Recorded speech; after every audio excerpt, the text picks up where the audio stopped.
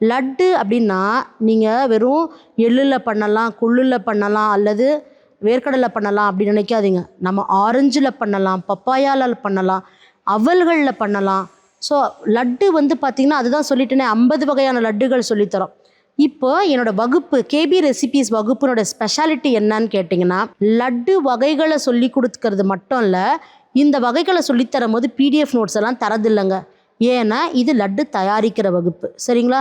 அப்போ நீங்கள் ஒரு இடத்துல இருக்கீங்க, நான் ஒரு இடத்துல இருக்கிறேன், நம்ம சொல்கிறோம், நீங்கள் ரேஷியோ பர்ஃபெக்டாக எழுதுறீங்க அப்படின்னா எழுதும் போது நம்ம மூளையில் போய் பதிஞ்சிடுது. அப்போது பதிஞ்சிடுதா அடுத்த நாளே சொன்ன ரேஷியோ மனப்பாடமாக இருக்குது, உடனே அவங்க லட்டு பண்ணுறாங்க. கட்டின ஃபீஸை ஒரே நாளில் 2 நாளில் சம்பாரிச்சிடுறாங்க. அப்போ நாம் என்ன பண்ணுற 2 கிளாஸாக தரோம். ஒரு கிளாஸ் வந்து பார்த்திங்கன்னா லட்டு தயாரிக்கிறது எப்படி அப்படிங்கிறத மட்டும் முழுசாக சொல்லி கொடுக்குறோம். 2வது கிளாஸில் வந்து பார்த்திங்கன்னா இந்த லட்டை எப்படி விற்பனை